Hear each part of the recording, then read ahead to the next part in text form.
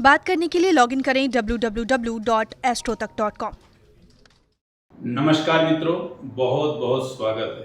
आइए आज बात करते हैं किस तिथि में किसका श्राद्ध करना चाहिए और श्राद्ध कैसे करना चाहिए। विशेष किस तिथि में किसका श्राद्ध करना चाहिए, कौन सी तिथि किसके लिए विशिष्ट है और उसी तिथि में उसका श्राद्ध करना चाहिए, इस विषय में आपको जानकारी देते हैं। तो श्राद्ध का देखिए, तो इस शब्द ही ऐसा है कि श्रद्धा जो आपकी है वही श्राद्ध है, अर्थात श्रद्धा से ही श्राद्ध की पूर्ति है। तो श्रद्धा के साथ, भाव विभोर के साथ, पूरी समर्पणता के साथ आप जो है श्राद्ध करें। अब इसमें श्राद्ध के विषय में बहुत ज़्यादा कुछ ना बताते हुए इस वीडियो में आपको किस तिथि में किसका श्राद्ध करना चाहिए उसके विषय में जानकारी देता हूँ। जैसे कि हमारा जो पितृपक्ष है या इसको जो पर्वणि श्राद्ध कहते हैं, जो पितरों का पर्व है, ये 15 दिन का एक पखवाड़े का जो समय होता है, ये पितरों के लिए एक वर्ष में एक बार आता है और विशिष्ट होता है। भाद्रपद पूर्णिमा से शुरू होकर भाद्रपद शुक्ल पक्ष पूर्णिमा से शुरू होकर आश्विन कृष्ण पक्ष अमावस्या तक का ये जो समय होता है, ये पितरों का विशेष समय होता है। तो जो हमारे दिवंगत पितृ हैं, जो मृतक पितृ हैं हमारे दिवंगत, वो पिता हैं, मतलब पुरुष वर्ग में हैं या स्त्री वर्ग में हैं, उनका श्राद्ध आपको कब कैसे करना चाहिए। देखिए, जिस तिथि में जिसका जो है आप दाह संस्कार करते हैं, जिस तिथि में जो खत्म होते हैं, उसी तिथि में उनका श्राद्ध करना चाहिए। लेकिन कुछ तिथियां विशेष हैं, जैसे पूर्णिमा को जिनकी जो है अंतिम स्थिति होती है, पूर्णिमा को जो मृत्यु को प्राप्त होते हैं, किसी भी पूर्णिमा का हो, किसी भी पूर्णिमा में हो, उनका श्राद्ध पूर्णिमा को होगा।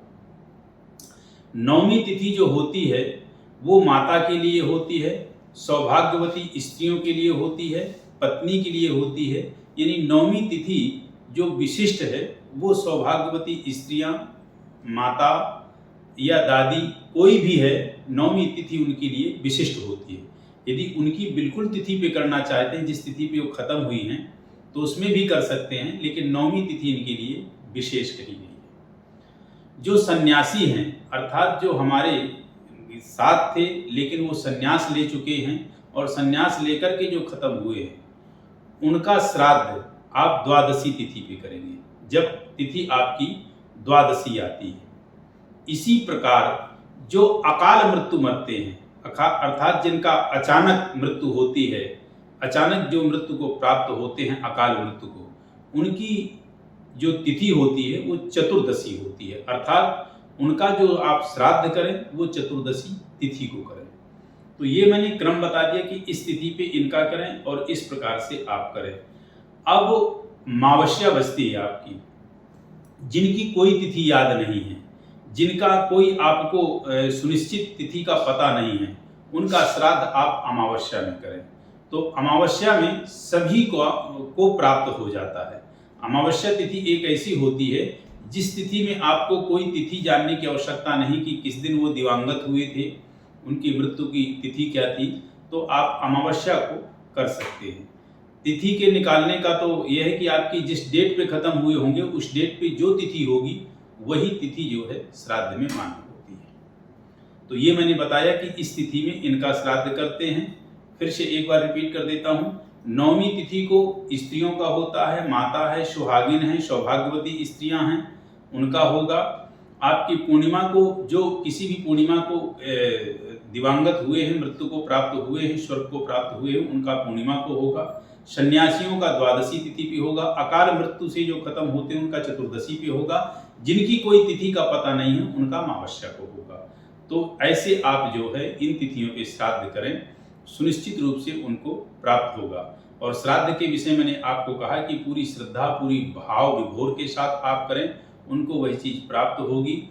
और खाने में भी खाना आप रुचिकर और स्वादिष्ट बनाएं, जो उनको प्रिय था उस खाने को आप वैसे ही बनाएं, वैसे खिलाएं। और जो आपकी श्रद्धा है उसी श्रद्धा के अनुरूप आप ब्राह्मण को दान दक्षिणा आदि आदि जो प्रदान करें। तो इस तरह से आप करें। निश्चित रूप से आपके घर से जो पितृदोष है या किसी प्रकार का आपके घर में पितरों से संबंधित कष्ट आप प्राप्त कर रहे हैं या किसी प्रकार से आपकी जन्म पत्री में काल सर्प दोष पितृदोष आदि आदि से पीड़ित स्थिति में है, तो सुनिश्चित रूप से आपको उससे राहत मिलेगी। देवगण ऋषिगण पितृगण सभी आप पर प्रसन्न होंगे।